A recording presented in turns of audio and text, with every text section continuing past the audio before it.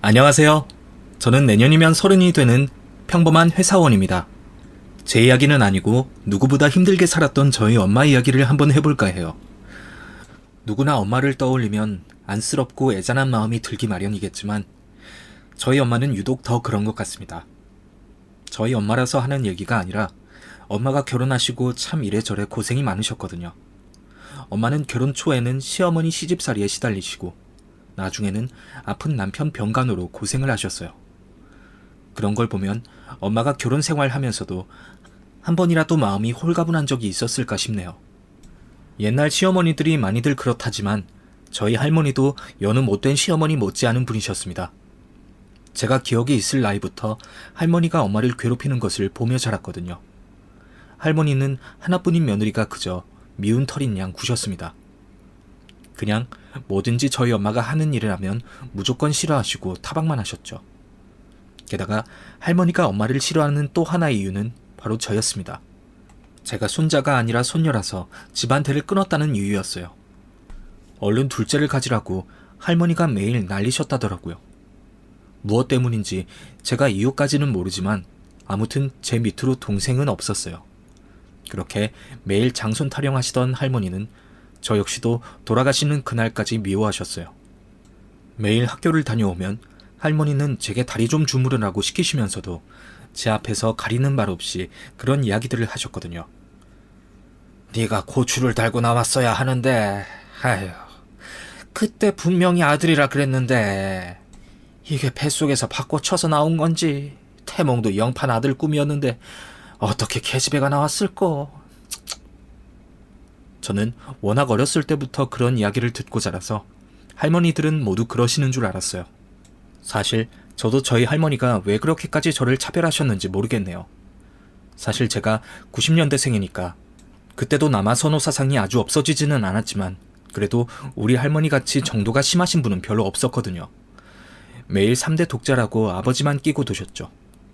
할머니가 저나 엄마 앞에서 하는 걸 보다가 아빠가 퇴근하고 돌아오셔서 맞아주시는 걸 보면 그렇게 차별을 느낄 수가 없어요. 할머니가 아빠에게는 약하니까 그럼 아빠가 할머니를 좀 말려주셨으면 좋았을 텐데 아빠는 할머니 앞에서 저희를 감싸주신 적이 없습니다. 애초에 친가 분위기가 그래서 그런지 저희 아빠도 굉장히 가부장적인 분이셨거든요. 저를 사랑해 주시기는 했지만 어쩔 수 없이 가부장적인 면들로 저를 힘들게 하셨어요. 어릴 적부터 말괄량이었던 제게 여자는 조용하고 조신해야 한다며 제가 뭘 배우고 싶다고 하면 여자애는 그저 얌전하게 자라서 시집 잘 가면 된다. 이런 말씀만 하시던 분이에요. 엄마한테도 그저 여자는 집에서 애 키우고 시어머니 잘 모시고 살림 잘 살면 가정이 행복하다 생각하셨는지 엄마가 할머니 때문에 힘들어하는 걸 보시면서도 한 번도 말려주신 적이 없으셨어요. 엄마도 불만이 있을만 했는데 두 분이 저 몰래 싸우셨던 건지 저는 저희 부모님이 싸우는 모습은 보지를 못했습니다. 그래서 어렸을 때는 단순하게 저희 부모님이 사이가 좋으신 줄만 알았어요. 그냥 엄마가 참았던 거였는데 말이에요. 그런 집에서 지내다 보니 저도 모르게 그런 가부장적인 생각이 자리 잡았던 것도 같습니다. 저 역시도 아버지는 바깥일을 하시고 어머니는 집안일 하시는 분이라고 생각했거든요. 저희 엄마는 항상 집에 있으면서도 항상 그렇게 바빴어요. 어린 제가 보기에 엄마가 뭘 하는지는 다 알지 못하지만 언제나 쉴 틈 없이 바빠 보였다는 것만 기억이 납니다. 제가 어릴 적 살던 집은 할머니, 할아버지 때부터 아빠와 고모들까지 6식구가 다 같이 살던 2층 양옥집이었습니다. 이제는 고모들도 없고 큰 2층 집에 방이 몇 개씩이나 비어 있었지만 살림의 양은 비슷했어요. 어렸을 때는 그 큰 집을 엄마 혼자 치우고 정리하는 게 얼마나 힘든 일인지를 전혀 알지 못했습니다. 할머니는 처녀 시절 일도 잘 다니던 저희 엄마를 집에 눌러앉히면서 당연히 며느리 부리느라 손 하나 까딱하지 않으셨고 엄마는 도와주는 사람 하나 없이 혼자서 그 큰 집을 쓸고 닦으셨어요. 살면서 아픈 날도 있었을 텐데 매일같이 일을 쉬지 않으셨던 걸 보면 얼마나 혼자 고생이 많으셨을까 싶어요. 아마 도움을 바랄 곳이라고는 어린 저밖에 없었을 거예요. 엄마가 오죽하면 나한테 도움을 구했을까 싶은데 저도 철이 없었던 게 그때는 마냥 노는 게 좋아서 엄마가 집안일이라도 좀 시키려고 하면 어느새 숨어버리고 밖으로 뛰쳐나가버려서 저 역시도 엄마에게 그리 큰 도움은 되지 못했습니다. 그래도 나이 먹어가면서는 제가 먼저 나서서 엄마를 돕고 설거지도 하고 보탬이 되려고 많이 노력했습니다. 매일 고생만 하는 엄마가 제가 봐도 안쓰러웠거든요. 그래서 그런지 엄마는 남들에게 못할 말을 제게는 가끔 하곤 하셨습니다. 물론 어린 제가 알아듣기에는 어른들의 이야기는 너무 어렵고 복잡했지만 그때 엄마가 제게 의지하고 있다는 건 마음으로 느낄 수 있었습니다. 오죽하면 엄마가 어린 절 붙잡고 얘기를 하셨을까 싶어요. 지금 생각해도 그렇게 견디면서 살아온 저희 엄마가 너무 불쌍하네요. 제가 조금 철이 일찍 들었더라면 차라리 아빠랑 이혼하고 나가 살자고 했을지도 모르겠어요. 그렇게 저는 엄마에게 유일한 딸이자 친구가 되었습니다. 그렇게 저희 엄마를 괴롭히던 할머니는 제가 고등학교 들어가기 직전에 돌아가셨어요. 제 평생 같이 살았던 할머니였는데 하도 저를 괴롭히셔서 그랬는지 할머니가 돌아가셨는데도 저는 슬프지는 않더라고요. 이제 우리 엄마 좀 편하겠다 싶은 마음이었죠. 물론 효자였던 아빠는 엄청 슬퍼하셨지만요. 아빠가 그렇게 우는 걸 그날 처음 봤습니다. 아마 할머니 돌아가시면서 슬퍼했던 건 아빠밖에 없었을 것 같아요. 고모들도 할머니를 그렇게 애정하지는 않았거든요. 저나 저희 엄마가 여자라고 그렇게 무시당한 걸 보면 같은 여자인 고모들에게도 할머니가 어떻게 하셨을지 짐작하실 겁니다. 게다가 저희 아빠가 막내거든요. 아들 낳으려고 위로 고모를 셋이나 낳으신 거죠. 아마 네 번째로 아빠가 태어나지 않았더라면 제게 고모가 더 있었을지도 모르겠네요. 저희 할머니도 제 증조할머니 되시는 분에게 시집살이를 호되게 당하셨답니다. 그놈의 3대 독자가 대체 뭐가 그렇게 중요하다고 할머니는 저희 아빠를 낳을 때까지 따뜻한 밥 한 번 못 먹게 하셨대요. 그걸 보면 할머니가 저희 엄마를 왜 그렇게 못살게 굴었는지도 알 것도 같았습니다. 당신도 그렇게 핍박받았으니 며느리한테 그렇게 하는 게 당연한 줄 아셨던 모양이죠. 그렇다고 할머니 하신 행동들이 이해가는 건 전혀 아니에요. 저 같으면 내가 그런 일을 당했으면 내 며느리한테는 더 잘해줄 것 같은데 말이에요. 할머니는 돌아가시는 그날까지도 손자 얘기만 하시다가 떠나셨어요. 그렇게 시집살이로 매일 고되게 지냈던 엄마는 할머니가 돌아가시면서 겨우 숨통을 틔우셨습니다. 이제는 할머니도 없으니 우리 세 가족 행복하게 지낼 수 있겠다 싶었어요. 그런데 할머니가 돌아가시고 우리 가족은 또 다른 시련을 겪게 되었습니다. 아빠가 갑자기 병을 얻으셨거든요. 누구보다 건강하던 아빠가 갑자기 큰 병이라니 가족들은 그 사실을 쉽게 받아들이기 어려웠습니다. 아빠는 하루아침에 와병 환자가 되었습니다. 집에 돈 버는 사람은 아빠 혼자였는데 갑자기 집안의 가장이던 아빠가 아프게 되고 저희 집에는 큰 시련이 닥쳤습니다. 워낙 건강을 자부하시던 분이라 그 나이에 큰 병이 찾아올 줄은 아무도 몰랐죠. 보험이 있기는 했으니 병원비 걱정은 둘째 치더라도 당장 세 식구 생활비가 제일 걱정이었습니다. 학생인 제가 저희 집안 사정을 잘 알지는 못했지만 당시에 부모님이 살던 집을 팔고 아파트로 이사를 가신 것을 보면 아무래도 금전적으로 어렵지 않았을까 싶어요. 그때도 저는 집안 상황을 잘 몰랐습니다. 부모님이 학생은 공부나 열심히 하면 된다고 하셔서 그런 상황에도 제게는 아무런 설명을 안 해주셨거든요.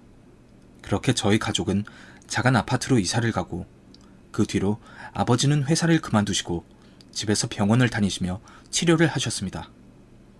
한 달의 절반은 거의 병원에 계시고 나머지는 안방 침대에만 계셨어요. 거동을 불편해하시는 아버지에게 손과 발이 되어준 건 저희 엄마였습니다. 지금 생각하면 엄마도 아직 젊은 나이인데 하루아침에 남편 병 간호하려니 참 여러 부분에서 힘이 들었을 것 같아요.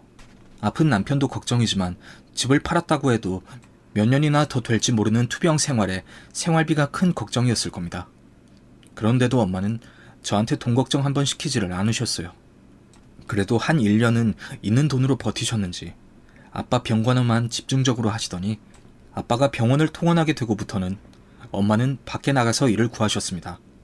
그것도 집에 환자가 있으니 회사 다니는 일은 못하시고 틈틈이 하실 만한 파트타임을 구하셨던 모양이에요. 제가 학교에 나가면 출근하셨다가 저녁 전에 들어와서 아빠를 돌보셨어요. 저라도 도움이 되어드렸어야 하는데 그놈의 수능이 뭐라고 저는 아빠 간병 한번 제대로 해본 적 없이 학교 생활에만 집중을 했습니다. 무엇보다 그게 부모님이 제게 바라던 일이셨거든요. 그래도 그때 제가 뭐라도 거들었어야 맞았다 싶어요. 그때는 아픈 아빠를 돌보는 게 엄마 일이라고 생각했었나 봅니다. 나도 나중에 내 남편이 아프면 당연히 저런 건 하겠지 생각했는데 제가 나이 먹고 보니까 아무리 부부 사이고 가족이라 그래도 병수발 드는 게 정말 쉬운 일이 아니더라고요.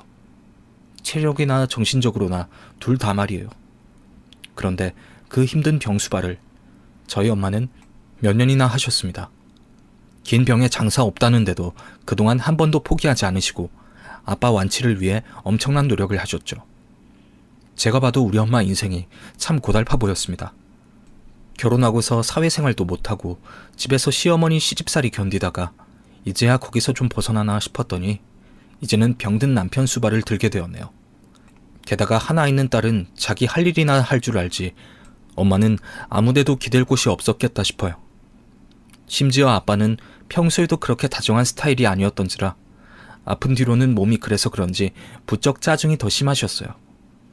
아픈 사람들이 예민해지는 건 어쩔 수 없다지만 그걸 받아내고 견디는 사람 심정은 어땠을지 저는 상상도 못하겠습니다. 그래도 엄마의 간호 덕분에 아빠가 나아지시는 듯 보였는데 더 버티실 거라는 기대와 달리 아빠는 10년을 채 버티지 못하고 돌아가셨습니다. 제가 취업 소식을 전해드리고 얼마 지나지 않아서였어요. 그렇게 아빠가 돌아가시고 나니 이제 겨우 둘이 된 저희 식구는 참 초라하고 쓸쓸했어요. 아무리 아빠가 아파서 누워만 계셨다지만 그래도 아빠의 존재 유무는 아주 큰 차이였어요. 이제 엄마랑 나 둘이 남았다고 생각하니 이 세상 내 곁에는 엄마가 전부라고 생각이 되더라고요. 아빠가 돌아가시고 남은 짐을 조금씩 정리했습니다. 짐을 다 정리하고 보니 정말 이 집에 아빠가 있기는 했던 건가 생경할 정도였습니다. 혹시나 싶어서 현관에 두고 있는 남자 구두 한 켤레 말고는 이 집에 남자의 흔적은 보이지 않았죠. 앞으로 이렇게 엄마랑 나랑 둘이서만 견디고 살아가야 한다고 생각하니 갑자기 아빠 빈자리가 굉장히 크게 느껴지면서 세상살이가 무서워지더라고요. 나도 이제 겨우 20대 중반밖에 안 되었는데 내가 이제 엄마를 지켜야겠다고 생각을 하니 전에 없던 무게감이 느껴졌습니다. 엄마 아빠가 평생 이런 무게를 지고 사셨을 것을 생각하니 죄송하기도 하고 감사한 마음도 들었어요. 그렇게 보름 가까이 아빠의 빈자리를 정리하고 저는 엄마와 앞으로의 계획을 이야기하고 싶었습니다. 제가 당장 결혼 계획이 있었던 것은 아니지만 혹시 내가 결혼이라도 하게 되면 엄마는 혼자 지내게 되는 건지 내가 앞으로 몇 년이나 더 엄마랑 붙어 살 수 있을지 걱정이 먼저 되더라고요. 엄마, 앞으로 어떻게 할지 생각해봤어? 그동안 병원비로 쓴 돈도 많을 것 아냐. 아빠 남은 재산 문제도 그렇고 앞으로 우리 두 사람 어떻게 살아야 할지도 그렇고 만약 내가 몇 년 안에 결혼이라도 해버리면 엄마 어떻게 하려고? 주은아, 엄마가 할 이야기가 있어. 놀라지 말고 들어줘. 제가 먼저 꺼낸 말에 엄마가 할 말이 있는지 조심스럽게 이야기를 꺼내셨습니다. 네가 어떻게 받아들일지 모르겠지만 엄마는 이제 엄마 인생을 좀 살고 싶어. 아직 네 아빠 보낸 지 얼마 안 돼서 내가 너한테 이런 얘기 꺼내기가 조심스러운데 엄마는 너처럼 젊지가 않잖니. 지금 시작해도 다들 늦었다고 할 텐데 뭐라도 하려면 하루라도 빨리 해야 할 것 같아서. 뭔데 그래? 뭐 하고 싶은 일이라도 있어? 너무 진지해서 무서우려고 그래. 그게 주은아, 엄마가 남은 여생을 같이 하고 싶은 사람이 있어. 저는 엄마가 꺼내는 얘기가 기껏해야 여행이나 창업 정도일 거라고 생각했습니다. 설마 엄마가 아빠가 죽은 지 얼마나 되었다고 다른 사람을 만나겠다는 소리를 꺼낼 줄은 정말로 몰랐어요. 그리고 엄마가 누구를 만나고 다니는 줄도 전혀 모르고 있었기에 그 말이 더 큰 충격으로 다가왔습니다. 그게 무슨 말이야? 여생을 같이 하고 싶다니. 엄마, 그게 대체 무슨 말이야? 그럼 아빠 아파서 누워있는 동안 만나는 사람이 있었다는 소리야? 여태 나한테 말도 없이? 혹시 아빠도 알았어? 네가 오해할 수도 있다고 생각해. 그런데 네가 이상하게 생각할 만한 그런 건 아니야. 그리고 아빠도 가기 전에 엄마 존중해줬어. 그 사람 엄마 첫사랑이야. 최근에 우연히 만났어. 엄마 첫사랑이라고? 근데도 그걸 아빠가 이해해줬다고? 저는 생전 처음 듣는 엄마의 첫사랑 얘기가 너무 혼란스럽더라고요.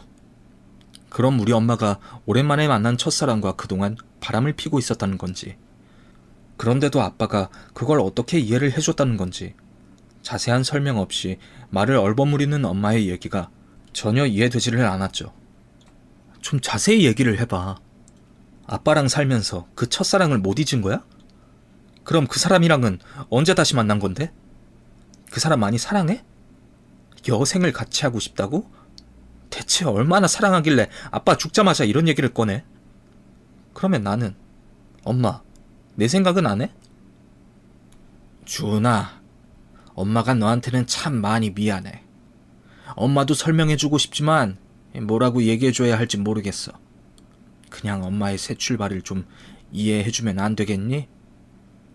엄마는 이게 내가 지금 그냥 이해할 만한 상황이라고 생각하는 거야?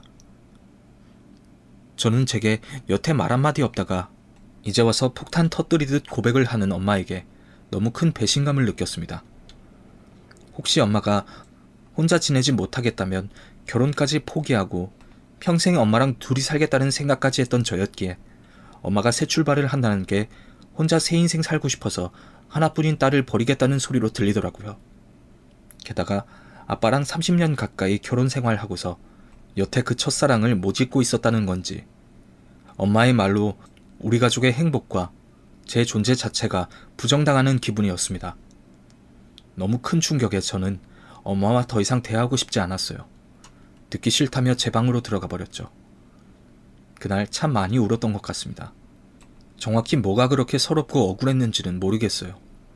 세상에서 가장 가깝다고 생각했던 우리 엄마가 나한테 여태 그런 비밀을 숨기고 있었다는 사실도 충격적이었지만, 엄마가 아빠가 없어지니 이때다 싶어 새 인생을 시작하겠다며 나를 외면하는 듯 느껴졌어요. 엄마는 그 뒤로 며칠 동안이나 저를 설득하려고 하셨습니다. 방문을 두드리고 대화를 청하셨지만 저는 차마 엄마를 마주볼 자신이 없었습니다. 그땐 왜 그렇게 엄마를 이해하지 못하고 미워만 했는지 모르겠어요. 아니, 다른 것을 다 이해하고 엄마의 새 인생을 지지하더라도 왜 하필 아빠가 돌아가신 지 얼마 되지도 않은 지금 이렇게 급하게 그러시는지, 그게 가장 이해할 수 없었던 것 같습니다. 정말 저를 사랑한다면 제가 이해할 시간을 주셔야 한다고 생각했어요. 주은아, 엄마도 여태 어떻게 얘기해야 하나 고민하고 많이 힘들었어. 네가 화날만 하다고 생각한다. 그래도 엄마는 너밖에 없는데 이번에는 네가 엄마 한 번만 이해해주면 안 되겠니? 네가 이러면 엄마가 어떻게 결심을 하겠어. 저는 여전히 엄마가 이해되지 않았지만 그래도 엄마가 처음으로 제게 애원하는 모습에 결국 엄마가 사랑한다는 그 아저씨를 만나기로 결정했습니다. 제가 결혼하기도 전에 엄마 때문에 상견례를 하게 될 줄은 몰랐네요. 알고 보니 그 아저씨도 딸이 있더라고요. 오래전 부인분과 사별하고 저보다 1살 더 많은 따님과 같이 지내셨다네요. 그 집 딸은 진작에 두 분 사이를 알고 있었는지 엄마와도 이미 안면이 있는 듯 했어요. 엄마와 그 집 딸이 반갑게 인사하는 모습을 보니 그 집 식구들까지 알고 있던 사실을 저만 모르고 있었다니 세상 바보가 된 기분이었죠. 주은양, 얘기 많이 들었어요. 엄마를 많이 닮았네. 두 사람 차이가 참 각별하다면서요. 그랬었죠, 뭐. 아저씨도 따님과 사이가 좋아 보이시네요. 서윤이 엄마가 일찍 떠나는 바람에 이 녀석이랑 내가 둘이서 지낸 게 꽤 오래됐죠. 이제 식구들 사이인데 두 사람이 가깝게 지냈으면 좋겠어요. 서윤이가 주은 양보다 1살 더 많았던가? 서윤이 네가 많이 좀 챙겨줘. 두 사람 둘 다 외동이니 자매처럼 지내면 좋겠네. 서윤이 너 여동생 가지고 싶다고 항상 노래를 불렀잖아. 이놈이 엄마도 없는데 나한테 자꾸 동생을 낳아달라고 그래서 얼마나 당황했는지. 내 앞에서 일부러 저런 이야기들을 하는 건지 저는 궁금하지도 않은 자기들 추억까지 들춰내서 얘기를 하더라고요. 아빠 돌아가신 지 얼마 안 된 내 앞에서 참 너무한다 싶었네요. 저는 대꾸도 하지 않고 웃지도 않고 목석처럼 앉아만 있었어요. 엄마 때문에 마지못해 나갔던 그 자리에서 제가 기분 좋게 앉아있을 수 없었습니다. 엄마 봐서 나왔으니 자리를 지키는 걸로 제 도리는 다 했다 싶었죠. 거기서 저만 빼고 세 사람 모두 화기애애하니 꼭 한 가족 같더라고요. 제가 시종일관 말없이 앉아만 있자 그 집 딸이 저한테 말을 붙였어요. 저 주은씨? 이 자리가 많이 불편하죠. 네, 뭐 편하진 않네요. 어차피 오늘 아니면 더 볼 사이도 아니고 상관없어요. 아, 주은씨는 그럼 계속 그 집에서 살 거예요? 그럼 제가 갈 곳이 어디 있어요. 우리 아빠가 남겨주고 간 집 저라도 혼자 지켜야죠. 우리는 주은씨도 오는 줄 알고 방을 마련해놨는데 강요하는 건 아니지만 오고 싶으면 우리는 언제든 환영이에요. 아무래도 여자 혼자 지내려면 무섭지 않겠어요? 제가 그 집에 갈 일이 뭐가 있어요? 엄마가 새 시작하는 거지. 제가 그 집 식구 되는 건 아니잖아요. 그렇다고 내가 이 나이 먹고 제가 아저씨 호적에 올라가겠어요? 저는 어차피 몇 년 있다가 결혼해버리면 그만인데 다들 굳이 저까지 가족처럼 신경 쓰실 필요는 없을 것 같네요. 엄마가 이제 새 인생 살고 싶다니까 최소한 이해라도 해보려고 노력하는 거니까요. 잔뜩 날이 선 제 반응에 모두들 난감해하고 불편해했습니다. 그 상황조차도 저는 화가 나더라고요. 왜 내가 객식구처럼 이 사람들 앞에서 불편한 존재가 되어야 하나 말이에요. 엄마가 끝까지 그 아저씨와 결혼을 하겠다니 얼굴이라도 보자 싶어서 마지못해 나갔지만 저는 여전히 엄마의 선택과 지금의 상황을 전혀 이해할 수 없었습니다. 엄마도 그걸 알고 있었기에 제가 그렇게 무례하게 굴어도 별 말씀이 없으셨겠죠. 사실 처음 볼 때부터 그 아저씨도 그 딸도 별로 마음에 들지 않았어요. 언제 봤다고 나한테 살갑게 친언니처럼 구는 그 여자도 이상했고 안색에 파리한 게 힘 한 번 제대로 못 쓸 것 같은 그 아저씨도 엄마한테는 어울리지 않아 보였습니다. 그래도 다행이다 싶은 건 들어가지도 않을 내 방까지 마련해 줄 정도로 그 집이 여유가 있는 모양이더라고요.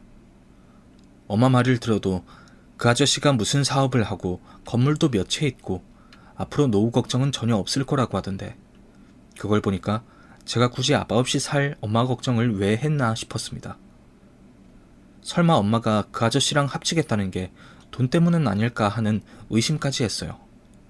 머리로는 아니라는 걸 알면서도 제 마음은 자꾸만 비뚤어졌어요. 엄마에 대한 원망으로 가득 찬 저는 끝내 엄마의 결혼을 축하해주지 못했네요. 상견례를 다녀오니 나만 없으면 셋이 행복하겠다 싶어서 더 오기가 났는지도 모르죠. 저는 엄마한테 앞으로 서로 신경 쓰지 말고 각자 알아서 인생을 살자고 말했어요. 주은아, 너 혼자 이 집에서 어쩌려고. 물론 당장 불편할 거란 건 알아. 그래도 엄마는 네가 같이 왔으면 좋겠어. 그 아저씨 정말 좋은 사람이야. 서윤이도 너랑 잘 지내고 싶다는데 너만 이해해주면 우리 네 식구 행복하게 지낼 수 있어. 됐다니까. 내가 그 집에 왜 들어가. 멀쩡한 우리 아빠 집 놔두고. 엄마가 사랑하는 사람이지 나랑은 아무 관계 없잖아. 내가 지금 10 몇 살이야? 나도 몇 년 뒤면 30이야 엄마. 나 이제 엄마 신경 안 쓰려고. 엄마는 뭐 나 신경 쓰고 이런 결정했어? 그때도 보니까 엄마는 나 없이도 잘 살겠더라. 셋이 사이도 좋아 보여. 거기 내가 끼는 게 더 우습지 않아? 이제 엄마가 그 아저씨랑 이민을 가던 결혼을 하던 나 신경 안 쓸게. 나는 여기 남을 거고 앞으로 우리 각자 인생은 각자 알아서 살자. 결혼식 때 내 자리 만들지 마.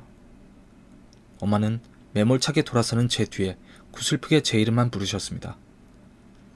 마음이 아프면서도 홧김에 나간 말을 붙잡을 수 없었어요. 조금만 나를 이해해주지. 조금만 기다려주지. 그게 그렇게 큰 욕심인가 싶어서 끝내 엄마가 이해되질 않더라고요. 결국 제 마음을 돌리지 못한 엄마는 혼자 결혼 준비를 하셨습니다. 그것도 이미 얘기들이 다 된 건지 결혼식 준비가 뭐 그렇게 빨리 되는지 모르겠네요. 아빠 돌아가시고 3달 만에 결혼식 날짜가 잡혔더라고요. 엄마가 아빠 죽은 지 100일도 안 돼서 다른 남자랑 결혼이라니. 아무리 아빠가 엄마한테 섭섭하게 했어도 이건 도리가 아니지 싶었습니다. 하늘에서 아빠가 보고서 얼마나 통곡을 할지, 나중에 아빠 만나면 뭐라고 해야 할지도 모르겠더라고요. 그래도 미우나 고우나 사랑하던 식구였는데 겨우 그 짧은 시간 안에 첫사랑 쫓아 떠나버린 엄마가 원망스럽고 미웠습니다. 결국 저는 결혼식 날이 될 때까지 엄마 얼굴을 보지 않았어요. 엄마가 집에 있는 날이면 일부러 친구 집에서 지내고 최대한 엄마와 마주치지 않으려 애를 썼습니다. 또 엄마를 마주했다가는 정말 뱉어서는 안 될 심한 원망의 말을 더 쏟아낼 것 같았거든요. 내가 이해를 못한다고 엄마를 더 상처 주기를 바라는 것은 아니었으니까요. 그렇게 엄마의 결혼식 날이 되었습니다. 아침 일찍 떠나며 끝까지 제 방문 앞에서 제 마음을 돌리려 애쓰는 엄마가 저는 더 야속했어요. 기어이 딸이 반대하는 결혼을 하는구나. 이제 나보다 그 아저씨가 우선이구나. 그런 생각이 들었습니다. 방문 앞에는 제가 입기를 바라셨던 들러리 드레스가 놓여 있었어요. 그 집 딸이랑 나란히 맞춰 입고 두 분의 결혼을 축하해 주시기를 바랐던 엄마였습니다. 그것까지도 엄마가 과한 욕심을 부린다 싶었죠. 그때 제 머릿속에는 온통 엄마에 대한 원망과 서운함 뿐이었어요. 어쩌겠어요. 평생 함께하던 아빠가 돌아가시고 곧바로 엄마의 새 출발까지 받아들이기에는 제게 시간이 너무 없었네요. 엄마가 놓고 간 들러리 드레스를 보고 한참 앉아있는데 부재중 전화와 함께 문자가 한 통 도착했습니다. 누군지 봤더니 모르는 번호더라고요. 그런데 발신인은 제가 아는 사람이었어요. 그 아저씨 딸이더라고요. 이 여자도 나를 설득하려고 이러는구나. 그 여자도 참 징하다 싶더라고요. 그런데 그 여자에게서 도착한 문자를 본 저는 그대로 결혼식장으로 달려갈 수밖에 없었습니다. 주은씨, 저 이서윤이에요. 전화 안 받아서 문자 남겨요. 지금 저희 친가 식구들이 결혼 반대한다고 몰려온다네요. 이러다가 결혼식장이 난리 나게 생겼어요. 주은씨가 와서 주은씨 어머니 좀 도와주세요. 저 혼자 역부족이라서 그래요. 빨리요. 그 순간에도 고민이 되더라고요. 처음 듣는 그 집 식구 얘기도 그렇고 엄마가 남들이 반대하는 결혼을 하는 건지 그 집 식구들이 우리 엄마를 왜 반대하며 무슨 난리를 치려고 저러나 별의별 생각이 다 들었죠. 그래도 엄마가 위험하다는 얘기에 저는 택시를 잡아 타고 결혼식장으로 달려갔습니다. 다행히 식장이 집 근처라 빨리 도착할 수 있었습니다. 안으로 들어갔더니 이미 사람들이 모여서 웅성웅성하고 있더라고요. 대체 무슨 일인가 가까이 다가가 봤더니 웬 할머니들이 잔뜩 모여들어서 우리 엄마를 에워싸고 있었습니다. 놀라서 뛰어가는데 그 할머니들이 엄마한테 별의별 욕을 다 하고 있더라고요. 그 나이 먹고 눈치도 코치도 없는지 식구들도 안 부르는 결혼식을 뭐하러 해? 그 정도 말했으면 어련히 알아들어야지. 기어이 식을 올려? 너 대체 욕심이 어디까지야? 그 옛날에도 우리 동원이랑 못 헤어지겠다고 난리더니 지금 세월이 얼마나 지났는데 기어이 이 사단을 만들어? 너, 네 남편도 죽었다며? 네 남편도 네가 죽인 거 아니냐? 어? 그래 놓고 우리 동생도 죽이려고 그래 네가 그래 지금? 우리 동원이 잘못되면 다 네 탓이야 알아? 아니 그렇게 같이 살고 싶으면 혼인신고하지 말고 살으라니까. 남편 죽은 지 얼마나 됐다고 맨몸으로 시집오는 사람이 그 나이에 굳이 결혼하겠다는 이유가 뭐야? 다 돈 때문 아니야? 어? 웬 할머니 셋이서 돌아가면서 우리 엄마를 욕하고 있더라고요. 대체 그 아저씨랑 그 집 딸은 어디 있나 봤더니 웬일인지 그쪽도 상황이 안 좋았어요. 아저씨가 어디 안 좋은지 의자에 앉아서 숨만 색색거리더라고요. 그러면서도 그 할머니들을 향해 고함을 지르고 있었습니다. 제발 그만 좀 하세요. 나 정말 죽는 걸 보고 싶어서 그래. 나 죽는 거 저 사람 때문이 아니라 누님들 때문이야. 대체 언제까지들 이럴 거야? 제발 나 좀 알아서 살게 내버려둬. 이게 무슨 상황인지 파악하기 전에 일단 우리 엄마를 향해 달려들려 하는 그 할머니들을 떼어놔야겠더라고요. 제가 엄마 앞을 막았었더니 엄마가 놀라서 저를 쳐다보네요. 당신들 지금 뭐 하는 거예요? 누구 앞에서 쌍욕이야? 어디 남의 결혼식장 와서 이게 무슨 행패예요 지금? 이거 다 공갈 협박으로 고소할 거예요. 아니, 너는 누구야? 아, 그래. 네가 인연 딸년이구나. 아주 모녀가 작당을 하고 남의 재산 말아먹으려고 수를 써는 거지 그래. 너는 네 엄마가 불러서 왔냐? 그러는 할머니들은 누가 불러서 여기까지 오셨어요? 보아하니까 아무도 초대하지 않은 식장에 몰려와서 괜한 행패 부리시는 것 같은데 지금 이러는 거 다 고소할 수 있는 거 아세요? 여기서 손끝 하나라도 건드렸다가는 정말 콩밥 먹을 각오 하는 게 좋을 거예요. 그 나이에 무릎 시려서 구치소에라도 있을 수 있겠어요? 말년에 괴산 고생하기 싫으면 여기까지 하세요. 어머어머, 이년 말하는 것 좀 보게. 딸이 이런데 애매는 오죽하겠어? 어? 그만 좀 하세요. 그동안 많이들 하셨잖아요. 30년 전에도 그렇게 괴롭히셔놓고 언제 죽을지도 모르는 저 사람 앞에서까지 이렇게 하셔야겠어요? 동생분 마지막 소원이라잖아요.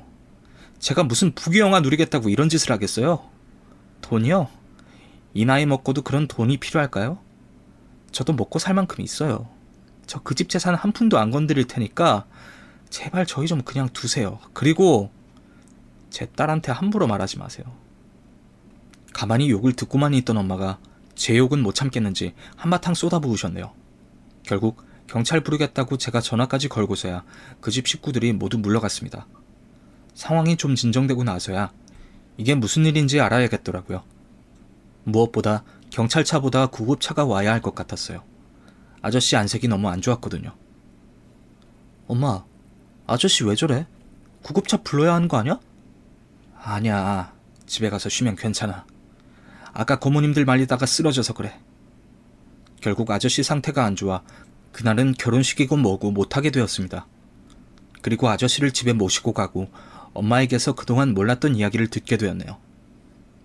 주은아, 너한테는 끝까지 말하고 싶지 않았는데 엄마가 이런 꼴 보여서 미안해.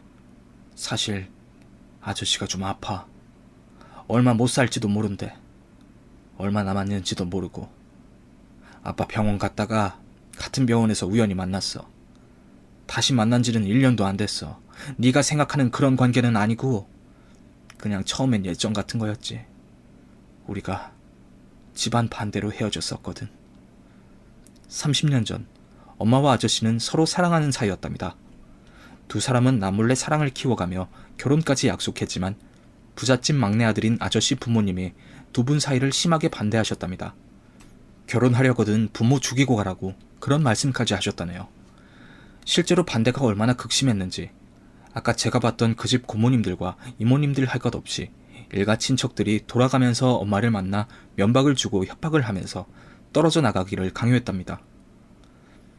아무리 사랑하는 사이였다고 한들 결혼해도 꽃길이 아닌 선택을 어떻게 쉽게 할 수 있었겠어요. 결국 두 사람은 서로를 위해서 헤어짐을 선택했답니다. 그렇게 두 사람은 헤어지고 이후에 서로 각자의 인연을 맞아 서로 가정을 꾸리며 과거를 모두 잊고 지냈답니다. 아저씨도 결혼을 하고 저희 엄마도 우리 아빠를 만나서 저를 낳았죠. 엄마가 그렇다고 네 아빠를 사랑하지 않았던 건 아니야. 네 아빠도 엄마한테는 소중한 사람이야. 떠난 지금도 가슴에 묻어둘 만큼. 그런데 주은이 너는 몰랐겠지만 엄마의 결혼 생활이 그렇게 행복하지만은 않았단다. 그건 나도 알지. 할머니 때문에 엄마 고생 많이 했잖아. 그게 다가 아니야. 너한테 이 얘기까지 하고 싶지는 않았어. 그래서 엄마가 자세하게 말을 못했던 거야. 사실 네 아빠가 엄마를 두고 다른 사람을 만났었어. 역시나 처음 듣는 얘기에 저는 놀라움을 감출 수 없었습니다. 저는 부모님이 싸우는 모습도 잘 못 보고 지냈어서 아빠가 외도를 했다는 사실도 전혀 모르고 있었어요. 그때 왜 가만히 있었냐 했더니 엄마는 어린 저를 위해 참았다고 하더라고요.